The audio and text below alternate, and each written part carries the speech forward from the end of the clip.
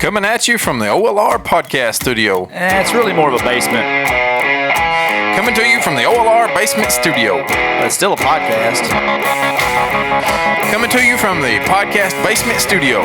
Yeah, but you still need to say OLR. Coming to you from the OLR podcast basement studio. Oh, that's way too many words. Coming at you. That's not enough. You still need to say OLR. Let's just start. It's OLR.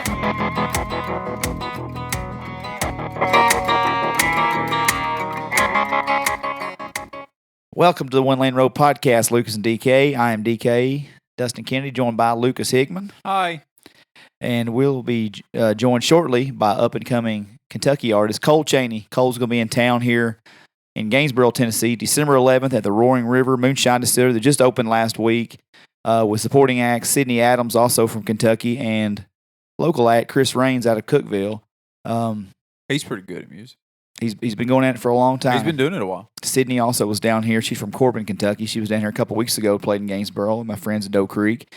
So this interview with Cole, I've been listening to Cole all year. There's something about him, man. It was the first time I heard him, and you realize you're seeing something, hearing something special. He's only 20 years old. On this interview, we talked about his release of Mercy and some of his favorite tunes on that one. Unreleased YouTube videos from future music, the Spotify charts where he's up there on everybody's most listened lists and songs of 2021. Tyler Childers comparisons, some of his favorite artists from Kentucky, what Cole's going to be doing early 2022, his love for Dale Earnhardt, and again, we just touched base a little bit on this December 11th show in Gainesboro, Tennessee at the Moonshine Distillery. So we won't talk anymore. Let you guys check out the interview with Cole Chaney. All right, welcome to tonight's episode of the One Lane Road podcast, joined tonight by up-and-coming musician out of Kentucky, Cole Chaney. How are you tonight, brother? I'm doing all right, man. Couple of things. The reason we're interviewing Cole, for one reason, he's coming down December 11th to play here in Gainesboro, Tennessee at the Roaring River Moonshine Distillery. Just opened up. It seems like a pretty cool location. So I know a lot of people are excited to have you down here. We don't get a whole lot of acts down in this area. So yeah, man, I'm excited to be there. Also, I didn't know this was live. Otherwise, I wouldn't cut myself there as soon as I start talking. I jumble over my words sometimes. So that's fine. But yeah, man, I'm pumped to be down there. I don't get to play down in Tennessee enough, and every time I do, and every time I have been down there, it's always been a great show. So I'm always glad to get down and see those folks. Yeah, we're kind of out here in the middle of nowhere. We're close to Nashville, close to Knoxville, but it's not a spot where a lot of musicians stop, come through town. So I'm trying to help bring acts like that, like yourself, and Alex Williams was just here not too long ago. Justin Wells, I think one of your buddies possibly. He's been down and played a show for me. Yeah, man. Yeah, Justin's a great guy. He is. So yeah, I mean, your life has completely changed in the last year. I mean, you're still just such. First off, my mind was blown when I figured out how young you were when I started listening to this album. Just more or less your songwriting ability. Someone your age that can put out these songs that you belted out for Mercy. When you released that in the spring, how has things changed for you in the last calendar year with the release of Mercy? Man, it's been a complete 180 change in my life since I started doing this. Whenever you start this whole thing, and especially doing music full time, nobody can be 100% sure as to what's going to happen. It's kind of like the whole jumping off the cliff metaphor. And there's a lot of times when I thought for sure that it wasn't going to work out for me. It's just a matter of keeping my head down and keeping to it. And, it's really paid off for me so far. And, everybody's always asked me, what did I feel would be a successful point in my music career? And I always just told everybody that it would be if I could make just a living off of it. If I could play my music and I make a living off of it, then I'm sitting pretty. And I've achieved that, and that's what I do now, man. And it's the best job in the world. I'm really just in a good place with that. How long ago did you start chasing this? Seriously. I started doing this full time when I was 19, I believe, like 19 and a half years old. I just come off a welding job out of Wisconsin. I kind of knew that I wasn't going to do that anymore. So started exploring, what my next endeavor was going to be, and ended up writing a bunch of songs. And I'd say, I don't know, it was August of 2020 whenever I moved to Lexington, and that's really when I started pursuing it hot and heavy, as hard as I could go, and giving it 100% of my time. Well, I mean, it must have hit quick. I mean, like if you've just been chasing it for year and a half, that's just people see the talent right off. I mean, they keep you and Logan and all those guys pretty hot up in the Kentucky area. I noticed that for sure. Just watching you guys on social media, you guys are playing shows there a lot. Yeah, man. Logan also, he's a good friend of mine. Me and him, we played a bunch of shows together. That's another one that's been really cool to see, something similar happen for. And his has been more on the social media platform than it was for me. And that's a completely different universe out there, man. And that's something that I'm still trying to learn how to work. I know there's a lot of people out there that are really social media savvy, but that's not me. I can't stand to be on that stuff. So I'm just banking on hiring somebody to work for me one of these days. You're pretty active on Instagram, but that's about the only thing I can find you on usually. Yeah, that's about it, man. I mean, I post some on Facebook too, on my Facebook page, but I got people bugging me left and right to get Twitter, but I just can't bring myself to do it, man. Yeah, it's kind of refreshing actually to hear somebody your age not consumed with social media. Yeah, well, man, it's all BS. None of it's real. You got a bunch of people on there that are posing to be something that they really aren't, and it's just not something that I can get behind. I'm a in person type of guy. I want to look you in the face. I want to talk to you in person. That's just the way I've always been, and I don't care a whole lot. Yeah. Once I started finding your videos back last year, it was definitely a name that I was targeting and bringing in. I actually wanted to bring you in for my music festival that I had back a month ago, and you were already booked for that date. And yeah, I was really excited about the opportunity of doing this. The fairgrounds here was one thing, but this is a smaller, more intimate room. And for your songwriting and storytelling, I'm just really excited about the prospects of being, in a smaller room. With you being able to tell that, one of the first shows I went to, it got me excited about doing these shows. And I've had bigger events, smaller events, but like the ones that really excited, I came to Lexington about 4 years ago and saw Justin Wells and Jason Eady at Jeff Cox's house in a living room at Jeff Cox's house.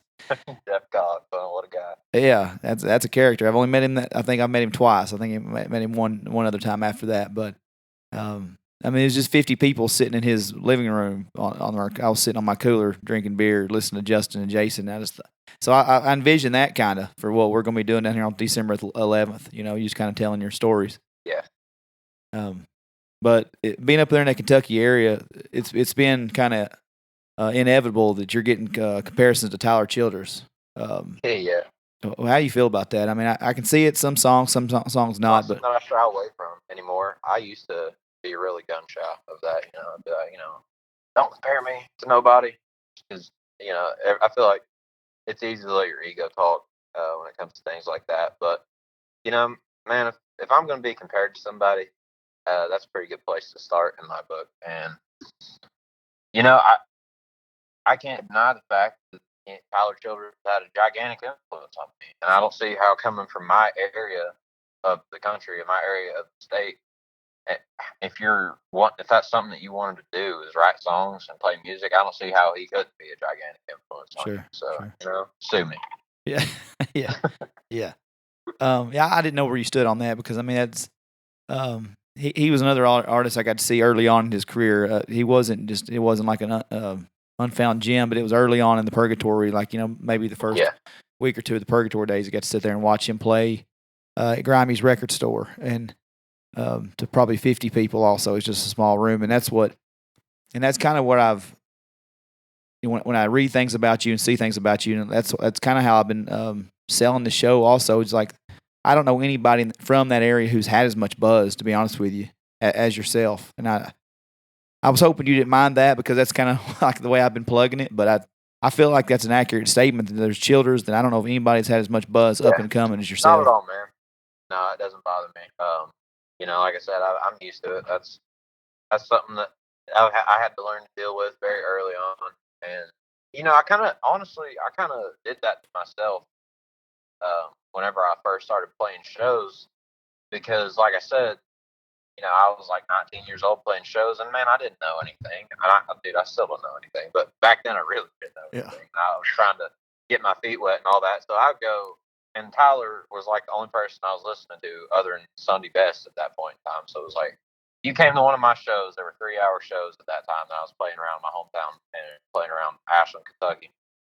If you came to one of my shows, it was going to be half Sunday Best covers and half Tyler Childers covers. That was it. That's what it was going to be, man. And that's just early on. That was kind of the name that I made for myself. And I realized really quick that I was going to have to get away from that. And I did. And I wrote my own songs and stuff. And I personally, I don't feel like my original music sounds that much like anybody else. But you're always going to draw. People are always going to draw comparisons. That's fine. Is there looking at that today? I noticed on Instagram today you were sharing a lot of people's this time of year. Everybody's sharing their Spotify charts, and man, you're right in the rotation with some big hitters. I mean, that's a hell of a year to be. Yeah. You know what I'm saying? I mean, you don't want to be compared to them necessarily or whatever, but I mean, you're looking at stuff that's got Sturgill's name, Childers, and Cole Chaney's right in the mix of that. Man, I know it's got to be a good feeling. Yeah, dude. I mean, that's the best feeling in the entire world, and and I don't repost all that stuff to be like, look at me, I got all these people listening to my music. I'm trying to, give a little recognition to the folks that are listening to the music constantly and streaming my stuff all the time. And, I just really, really appreciate people that listen to my stuff and make it possible for me to do this as my full-time job. I'm really living a dream here. And it's only because people decide to let me do that. And so I try to just,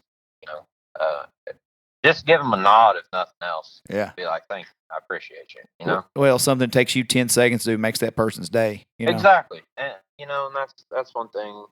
There's a lot of artists out there that don't believe in doing stuff like that, but that's not the way I am. I try to engage with as many people as I can, just because I know that I have the time to do it. So if I know that I have time to talk to these people and answer these people, then I'm going to do it. And that might not be everybody, but that's just the way I feel about it. I've noticed on Twitter, just being on Twitter for so many years, that a lot of musicians don't use it for the right platform, like sharing their fans' admiration, but they'll damn sure get tangled up with somebody that tells them their album sucks. They'll stay on Twitter all night long arguing those idiots. Yeah. I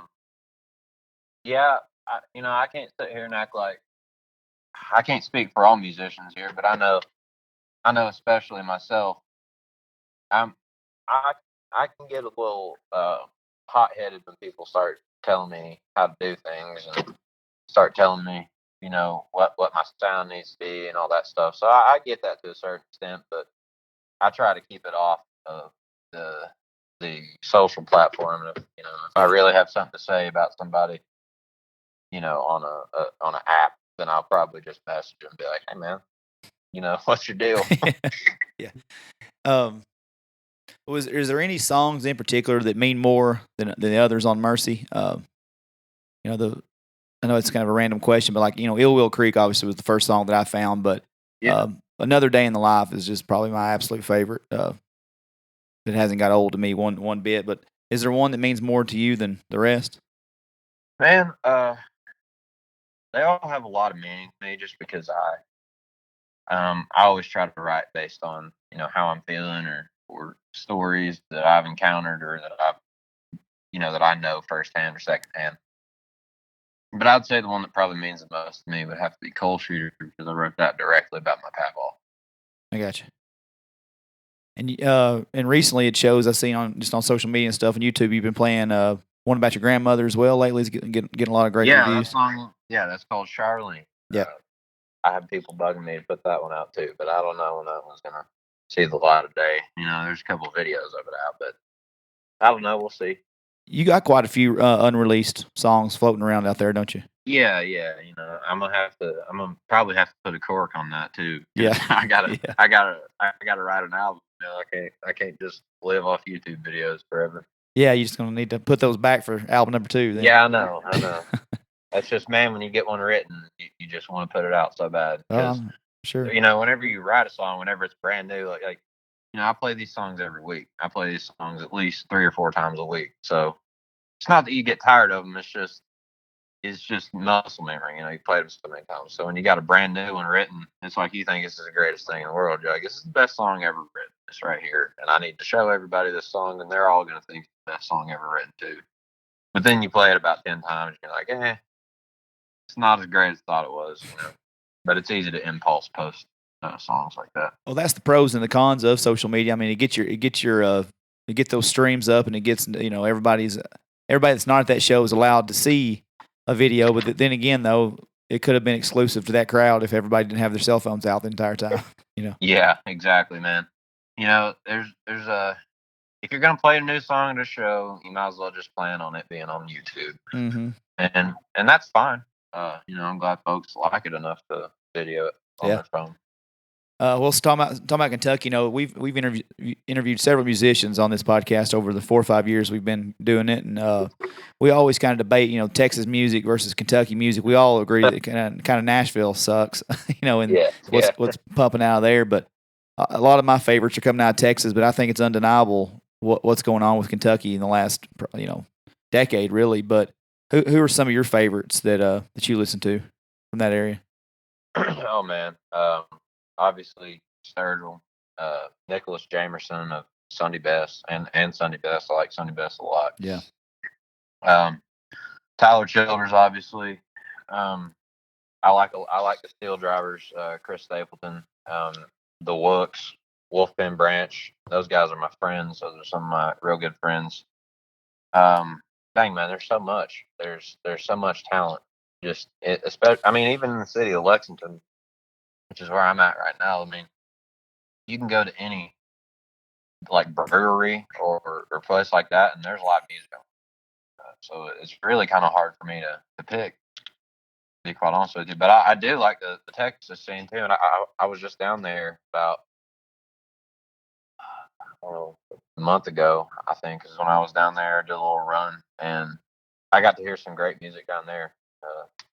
Their whole red dirt scene is pretty cool. It's a completely different world down there. I just made my first trip to Texas this past year. Just got to go down on the what's it called, the Stockyards, in Fort Worth. And man, it's just a whole different ball game down there with the red dirt and everything. I listened to red dirt for years before I realized it was a thing. I've been listening to Cross Canadian Ragweed for 20 years, I guess. Yeah. And not to date myself, but yeah, I'm real big into that. Cody Jinks, all that stuff. But in Sturgill, you find this maybe interesting. Sturgill, I was at a Shooter Jennings tribute concert for Waylon Jennings back in 2012, and I didn't know any of the artists on the show. It was just advertised as a tribute show to Waylon. Jamie Johnson was a surprise guest. Then Shooter said, "You're not going to know any of these rest of the musicians probably when they come out here," but he said they're going to be changing the game in the next decade. And it was Justin Wells. Well, it's Fifth on the Floor. It was the whole Fifth on the Floor and Whitey Morgan and Sturgill. Wow. Yeah, got to see it. It was at a damn greenhouse in Nashville. I couldn't take it. Yeah, it was a literal. There was ferns and shit hanging from the ceiling, and that's wild. Got to see those guys play for free back in the day. So it was a full year before High Top Mountain came out. Yeah, and it's just and I think that's what people's going to see with you when they come down here because. That's why I asked you about your musicians because you wouldn't believe just how much those names don't make their way to Tennessee. Even we're lucky. Oh yeah. Go ahead. Well, there's a saturation of it down there. There's a whole lot of music, and you got your bro country scene in Nashville, but you also got some really good music down there. Like there's a great folk scene in Nashville. I haven't had the chance to go down there and play yet, but I'm sure we'll be down there at some point, probably here in the next year or so. But man, there's just so much music there that it would be hard to listen to stuff outside of Nashville or even the state of Tennessee, other than like your really well-known names. And I know a lot of artists that really don't even play. Guys that don't do the Nashville thing, they really don't even play in Nashville until they've got a pretty big audience, just because nobody knows who they are there. Well, I want to try to bring as much Kentucky music here as I can to let it be discovered. And a buddy of mine, it's a guy who I met through just doing shows, ends up being a real good buddy of mine. Played a show with you not too long ago, Rye Davis. Oh yeah, man, he's good dude. He really is. Him and Brandy, and they had really great things to say about you for sure. And I know he wants to do more shows with you. Appreciate him for having me. So you announced this week, just kind of wrap it up with. I know you got stuff to do, but 49 Winchester, that's a big show coming up. We'll tour on them. We're gonna be running down through Virginia and North Carolina. I'm looking forward to that. All those guys are great, man, and I think that album they put out, Free, that's one of the best Southern rock country albums that's been put out in the past. I don't even know how long, man. It's I've listened to that one more times than I can probably count. It was funny that you guys linked up together like that. I was on there's a guy named Andrew Pope who does a lot of traditional country sound. He's at Alabama. Mm-hmm. And I was on his podcast not too long ago promoting the music festival and everything. And he's like, man, I'm really big into 49 Winchester. And I was like, man, have you checked out Cole Chaney? And we talked about you. Now y'all are pairing up together and touring. So it's pretty ironic. Yeah, we played an awesome show at Burl here in Lexington a couple of months ago, and that was a fun time, man. They're some good dudes for sure. I've got to get up there. I keep seeing all these shows at the Burl. I've seen Justin Wales post about it for years and years. You got to come to the Burl sometime. It's like that's the centerpiece in Lexington for sure. That and the Manchester Music Hall too. But to me, I'm a little partial to the Burl. I worked there for like 10 months, but that's my place, and they're good folks there, and they know what they're doing. I've got a niece that lives up there. She graduated from UK. She's still in pharmacy school up there, and she was talking about Sydney Adams, who's opening the show. She loves Sydney. Yeah, Sydney. She played a show here for me a couple weeks ago, so I know she's excited to come back. And last thing before we get you out of here, man, everybody, the Dale Earnhardt thing. I find that real interesting, man. I mean, he died probably before you were born, didn't he? Well, I was 1 year old. Okay. My dad claims I was watching the race. Okay. I just always find it funny, the praise Dale, raise hell. Where does that come from? Is your dad just a big race fan? You've just picked it up, or what? Man, my dad, I never had a chance to. My dad just raised me in NASCAR pretty much, from the time I was born. I have baby pictures in an Earnhardt fire suit, Okay.